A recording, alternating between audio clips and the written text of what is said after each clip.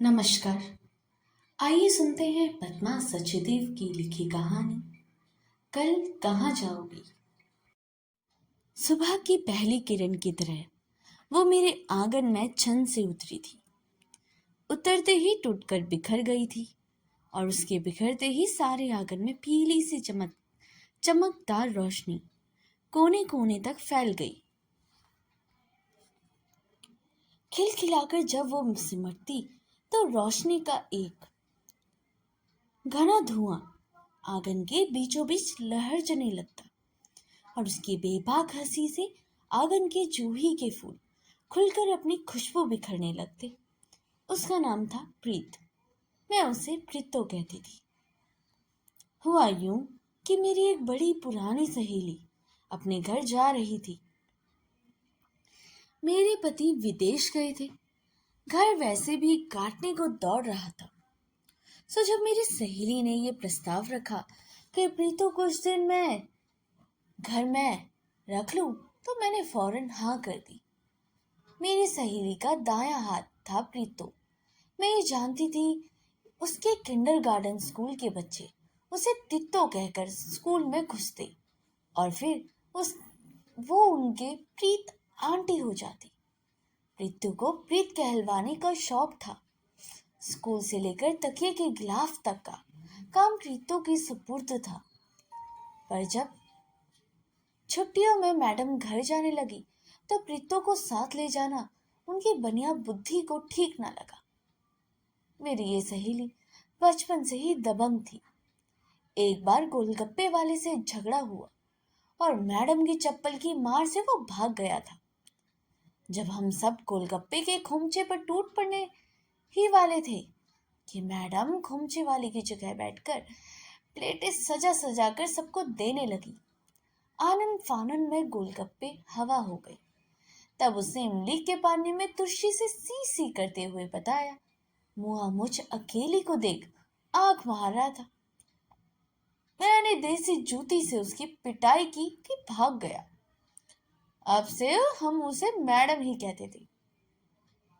उसका असली नाम था भूल ही गई, पर मैडम को कोई नहीं भूल सका। उसके प्रस्ताव में थोड़ी नाखुश भी थी, पर सोचा प्रीतो की रौनक रखेगी। 2 दिन पहले ही मैडम प्रीतो को लेकर मेरे घर में आ गई थी। उसको कई किस्म के भाषण पिलाने के बाद जब मैडम ट्रेन पर बैठी तो प्रीतो जो उसका राई रत्ती संभाल कर देती थी, थक कर चूर हो जा गई थी। आते ही जब सारी डॉन खाकर वो सो गई तो मैंने उससे कुछ पूछना ठीक ना समझा।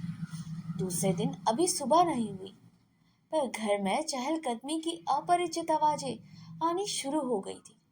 उन्हें तो मैं किसी तरह सहती ही, पर जब बाथरूम का पानी धुआंधार बहने की आवाज आई तो हिम्मत ने जवाब दे दिया। लोहे की बाल्टी में पूरे खुले नल के गिरते पानी से अधिक शोर शायद कोई नहीं कर सकता था। बिस्तर में आंखें मीचे मीचे मैं जोर से चिल्लाई, प्रीतो। जी मैडम। वो जैसे सर पर ही खड़ी थी। खबरदार जो तुमने मुझे मैडम कहा। मैं झल्लाकर उस पर बरस पड़ी तो वो मासूमियत से बोली, तो फिर क्या कहूँ मैडम जी। पहले ये नल बंद करो और तुम मुझे दीदी कह सकती हो। वो मुझसे आकर लिपट गई। मैं ये जान ही नहीं पाई। दीदी दीदी कहकर उससे सारा घर गुजा दिया और अपनी इस उदारता में से घमंड के फूल उठी। फिर उसके अतीत की चंद पोटलियां पल भर ही मेरे सामने बिखर पड़ी थी। प्रीतो अकेली बेटी थी, 3-4 भाइयों की अकेली बहन, पर उसका बाप जो बढ़ई से ज्यादा शराबी था, उसने इसके जरा सा बड़ा होते ही इसे नंबरदार के बेटे का ब्याह दिया। उसे पुराना दमा था। इस अन्याय का विरोध कौन करता।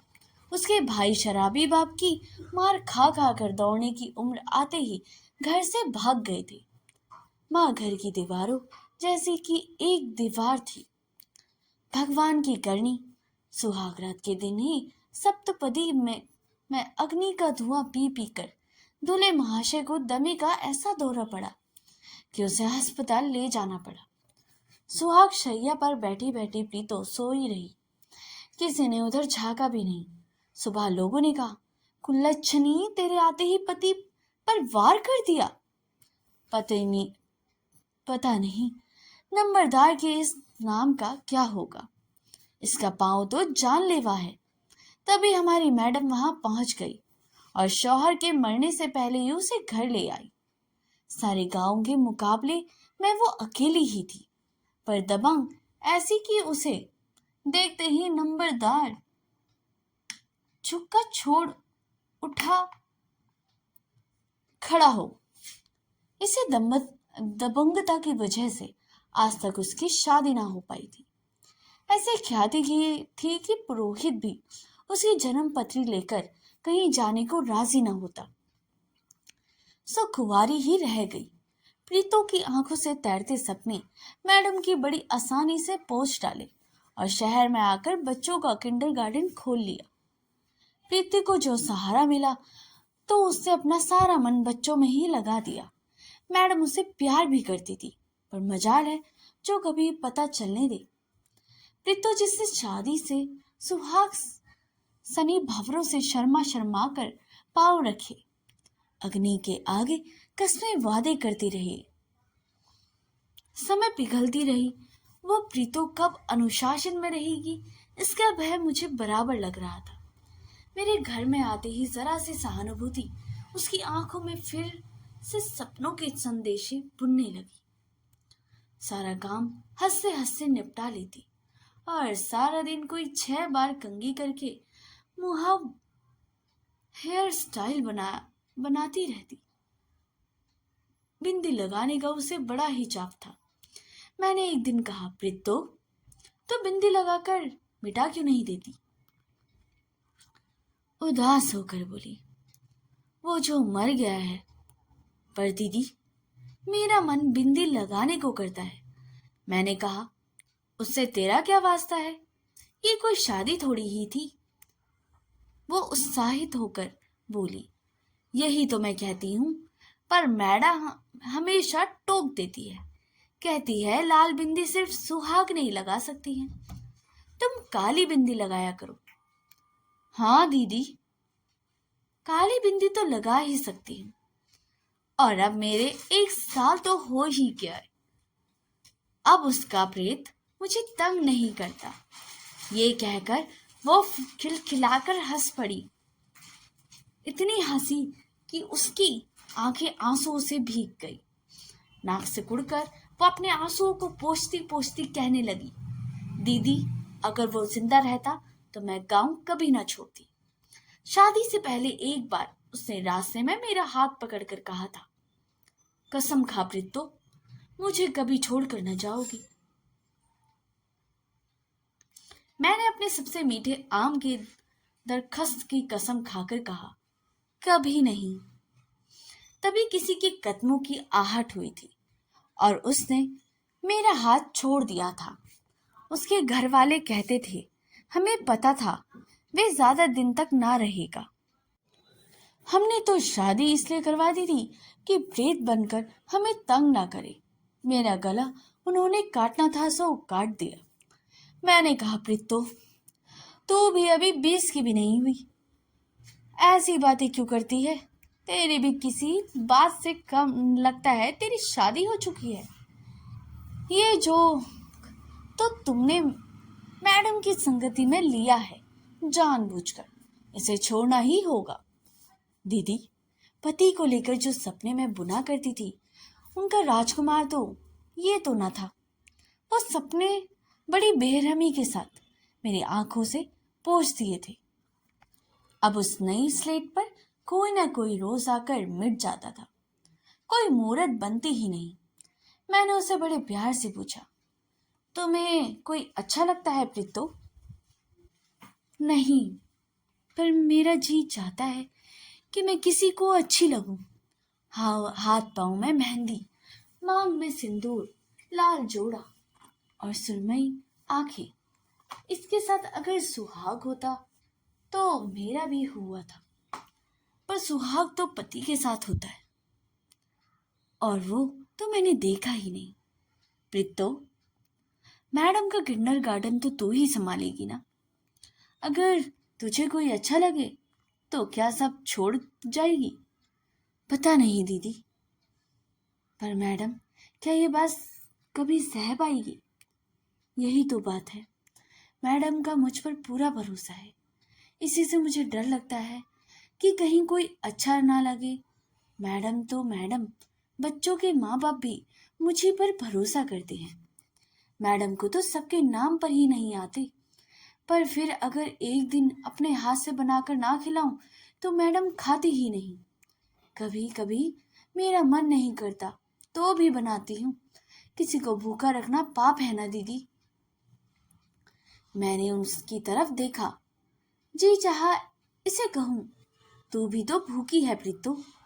पर मैडम आकर मेरे दिमाग की इस नस को दबा गई और मैं मौन हो गई। 2 महीने कब निकल गए पता ही ना चला। बस एक दिन मैडम आई और प्रीतो को लेकर कहीं चली गई। जाती बार प्रीतो ने चोरी से मुझसे कहा, दीदी मुझे भूल ना जाना। मैं तो ना आ पाऊंगी, पर आप आना। मुझे ना बुलाओगी ना दीदी? मैंने उसके हाथ अपने हाथों में लिए और अपने आंसू किसी तरह छुपाकर उसे हौसला दिया। फिर गृहस्थी के ताने बाने की सुलझाती मैं प्रीतो की उलझनों को भूल ही गई। एक दिन भरी दोपहर में सोने जा रही थी तो मैडम आ धमकी। पहली ही सांस में उन्होंने पूछा, यहाँ प्रीतो आई है? मैं जड़वत खड़ी रही, कुछ उत्तर ना सूझा।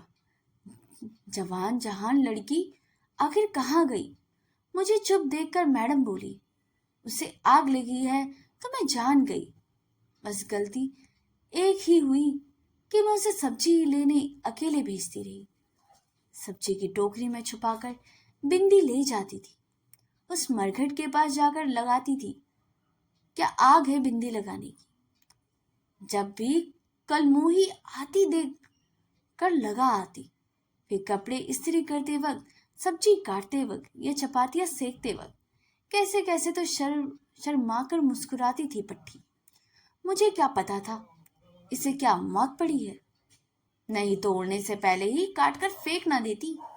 मुझे तो डर लगता रहा कि कहीं पागल ना हो जाए। लक्षण सब वही थे। कुछ दिन पहले एक बच्चे की माँ ने ना बताया होता तो मुझे पता ना चलना था। कोई मुआ दर्जी है सब्जी वाले की दुकान के पास, उसी के साथ भागी है।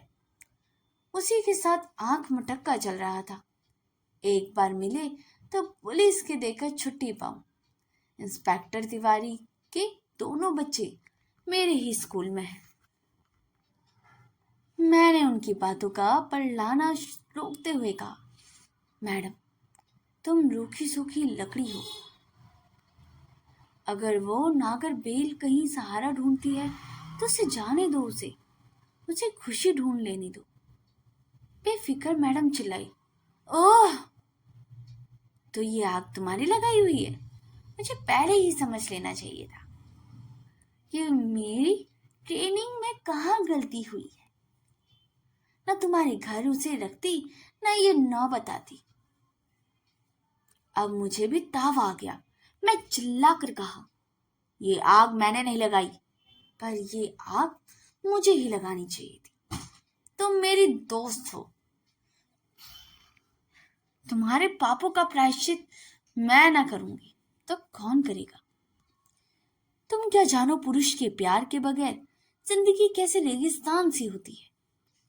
फेरी की मारी तुमने अपने अनुशासन के डंडे के साथ कर रखा है। तुम जल्लाद हो तोशी, तुम इंसान नहीं हो। तुमने मोहब्बत की जिंदगी कहीं देखी? कभी देखी तो जानोगी तुमने अब तक क्या खोया है। मैडम झल्ला कर बोली, मुझे फरेब नहीं खाना है। मिसेस आदित्य वर्मा, आप घर में रख कर देखिए। अगर तुम्हारे पालतू आदित्य को भी ना झटका दे तो मेरा नाम भी तोशी नहीं। दिन रात उसकी इशारेबाजियां क्या मेरी नजरों से नहीं गुजरती? अगर स्कूल की मुसीबत ना होती तो कब की भेज देती उसे गांव में, कहाँ जहां से कसाईयों के हाथ से उसे छुड़वा लाई थी। शादी करवा दी दोस्त की। मैंने कहा, हाँ, यही तो करना चाहिए था, और फिर तू भी तो करवा सकती है। मैंने कहा, वो तुम्हारी जिम्मेदारी है तोशी, मैं तो खाली शादी में आ जाऊंगी। चलो चलो पिए, पानी खौल रहा होगा। तोशी बोली, तुम मेरा कलेजा और जलाना चाहती हो। मैंने प्यार से उसका हाथ पकड़ा। चलो मैडम, तुम्हें रूह अफ़ज़ा पिलाती हूँ। उसके बाद उसका जी थोड़ा हल्का हुआ। मैंने कहा, मैडम, उसकी शादी कर दो। जवान लड़की उसे भावुकता की मारी है। उसके हालात में एक बार अपने आप को तो खड़ा करके सोचो। मैडम बोली, मैं कोई अच्छा लड़का देखकर कुछ कर पाती, इसके पहले ही लगता है वो भाग गई है। आज दूसरा दिन है। तौबा तौबा, अभी तो शाम की क्लासेस के लिए बड़े बच्चे आते ही होंगे। लो मैं चलती हूँ। मैडम को गए कई दिन हो गए। उसे प्रीतों के बारे में पूछने का हौसला मैं न जुटा पाई। फिर सब भूल भुला गई। एक दिन शाम के वक्त मैंने दरवाजा खोला तो प्रीतो सामने खड़ी थी। पीछे एक लंबा तगड़ा खूबसूरत सा लड़का। शराब से वीर बहुटी उसकी आंखों जैसे मेरे भीतर कुछ कंपा सी गई।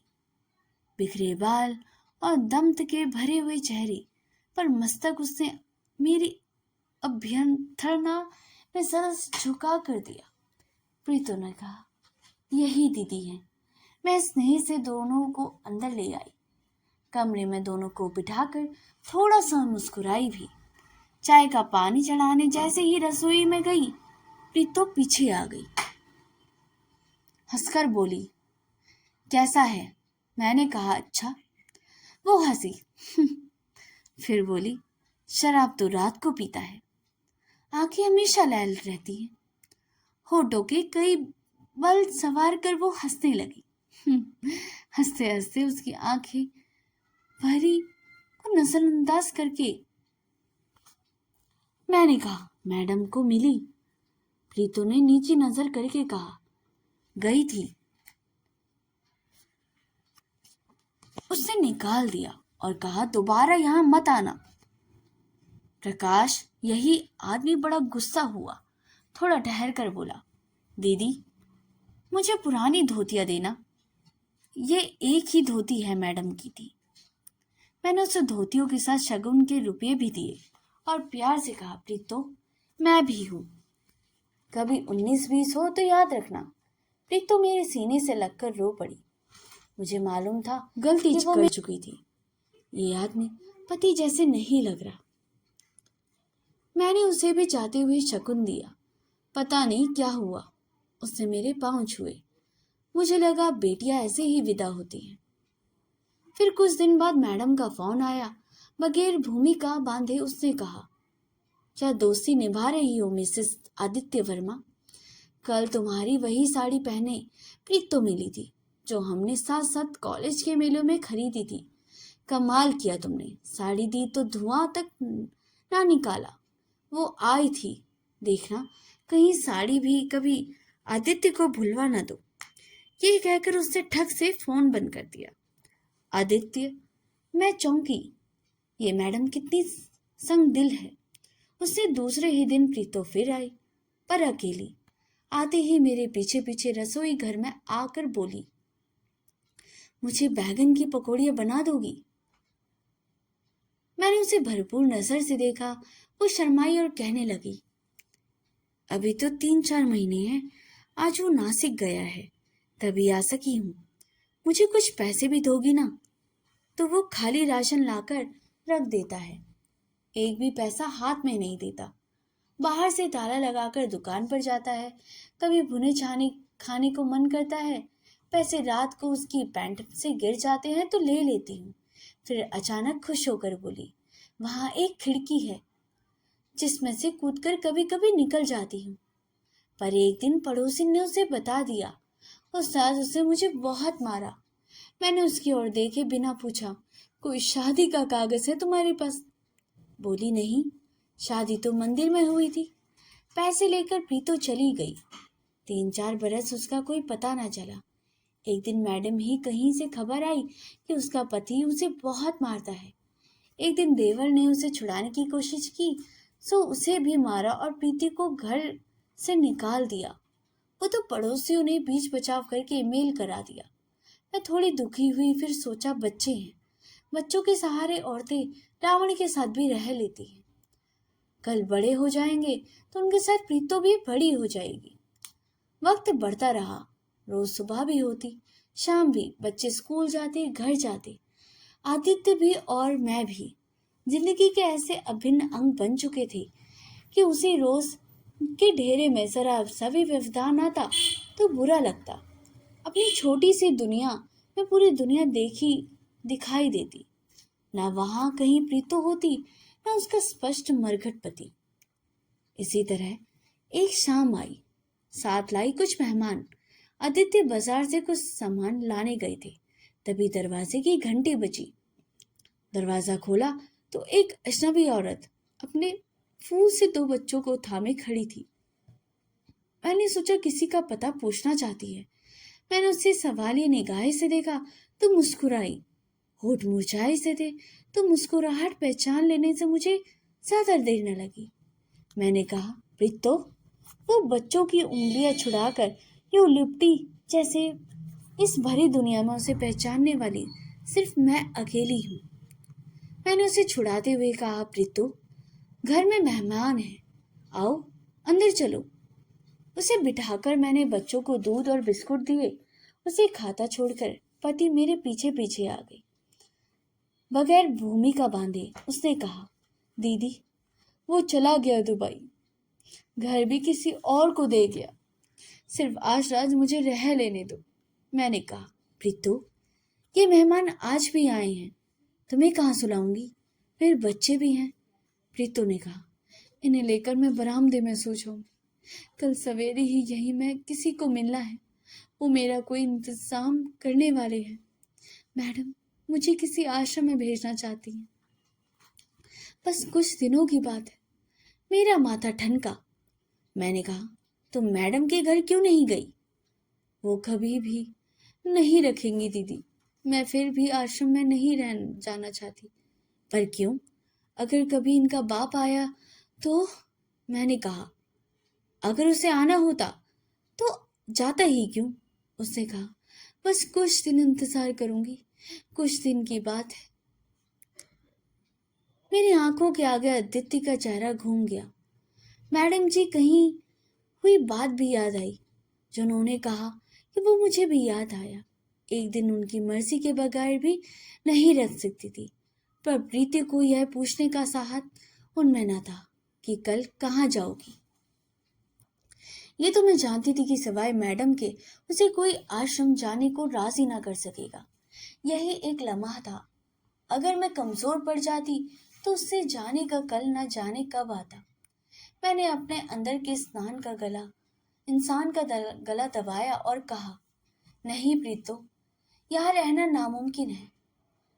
ये लोग हमारे जेठ की लड़की देखने आए हैं। लड़की कल दिल्ली से आएगी। ऐसे नाजुक रिश्ते के दौरान मैं घर में कोई अनहोनी नहीं कर सकूंगी। तुम पैसे लो, अगर कल सवेरे यहाँ किसी को मिलना है तो टैक्सी में आ जाना। अब तुम जाओ। मैंने उसे दोनों बच्चों की उंगलियों से लगाया, दरवाजे के बाहर जाकर चौकीदार से टैक्सी मंगवाई और बच्चों के साथ प्रीतो को बैठते देखा। उसके पसीने से तर हथेली में कुछ नोट खोस दिए। टैक्सी को जाने का इंतजार किए बगैर घर आकर दरवाजा बंद कर दिया। ये दरवाजा मैंने प्रीतो के लिए बंद किया था या अपने लिए, ये जान ना पाई। रात भर मुझे चौराहे के ख्वाब आते रहे। फिर एक दिन मैं दीवारों से पूछती रही, कल कहाँ जाओगी? तो दोस्तों, यह स्टोरी यहीं पर समाप्त होती है। अगर आपको ये वीडियो अच्छी लगी हो तो इसे लाइक, सब्सक्राइब और शेयर करना ना भूलिएगा।